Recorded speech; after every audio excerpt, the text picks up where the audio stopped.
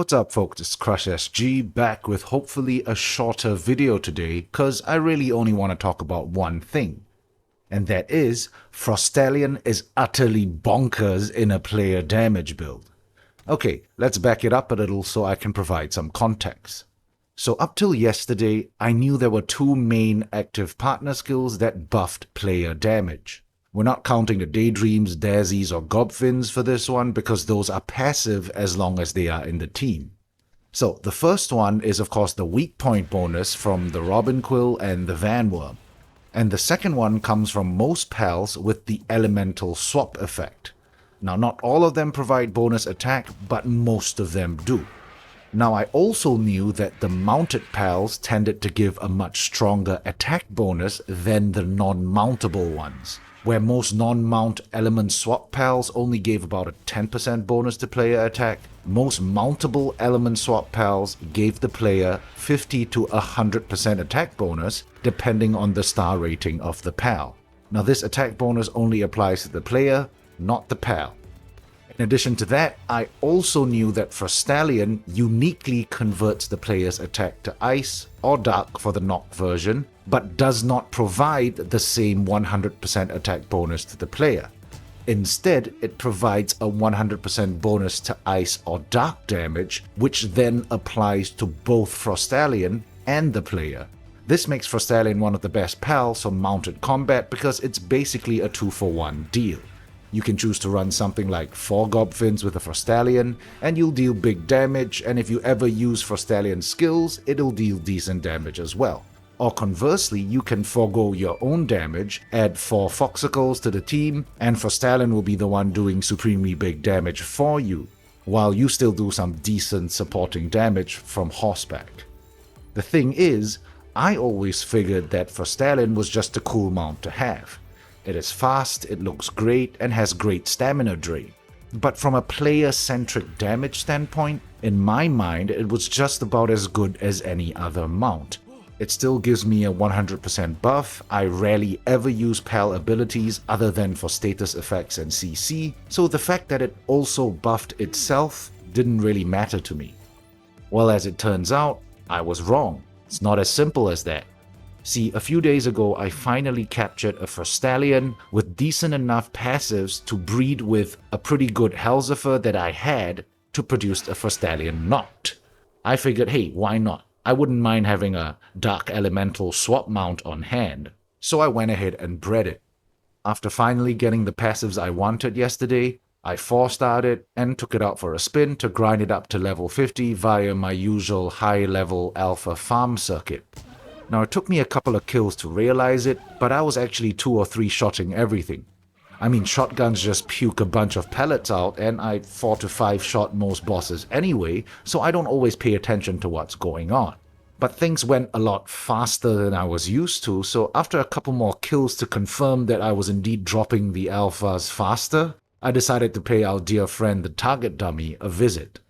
Well, I expected to see this.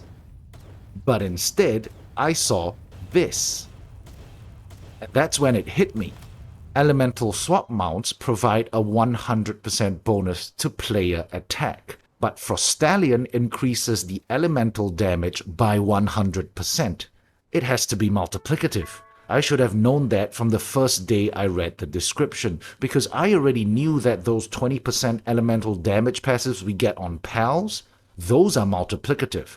I just never made that connection to Frostallion till yesterday.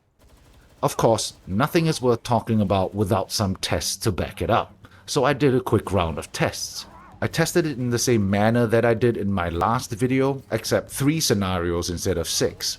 32 shots per scenario with my handgun on the target dummy. We have the unbuffed regular shots, then shots buffed with the Ragnarok elemental swap buff, and then the third scenario is shots buffed with Frostallion's buff.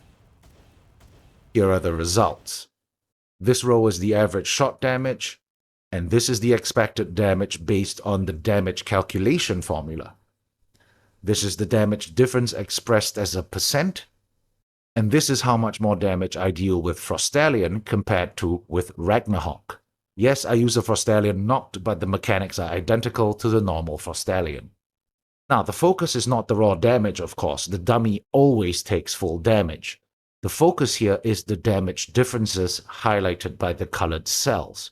We see that the Ragnarok attack buff increases damage by 45%. This is no surprise because the buff is additive. I showed that in my previous video. And here we see that the Frostallion buff gives us 101% more damage. Of course, margin of error, we'll round it down to 100%. This clearly shows that Frostallion's elemental buff is in its own multiplicative pool. It increases elemental damage by 100%, and we see a 100% damage increase in testing. Then of course we see that I deal almost 40% more damage with Frostallion compared to with Ragnarok. So yeah, Frostallion is an absolute beast for a player-based damage build. I was initially fine using my unmounted weak point build because it only did about 20% less damage than the Ragnarok build, but it provided me with a bit more convenience with Jetragon. But now comparing it to using a Frostallion, the napkin math puts it at least 70% less damage, so it looks like Robinquill and Jetragon are gonna take a back seat for a while. I mean, after all, Frosty is only second to Jetragon in flight speed, so it's good enough in the flying department. Alright folks, that's all I wanted to talk about for today. For those who haven't tried Frostallion out, definitely worth trying. An easier way to breed for one with good passives is to breed up a decent Helzaphyr, and then breed that with any Frostallion to get a Frostallion Noct. That way, at least half the RNG is taken care of. Otherwise, you'd be stuck farming Frostallion over and over again every reset and praying for 2 good Frostallions to drop and desperately trying to RNG some good passives and good IVs onto the offspring.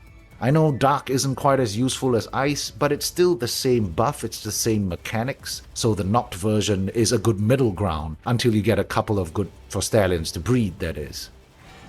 As always, thumbs up if you found this video helpful, sub if you want to see more, and I'll catch you later.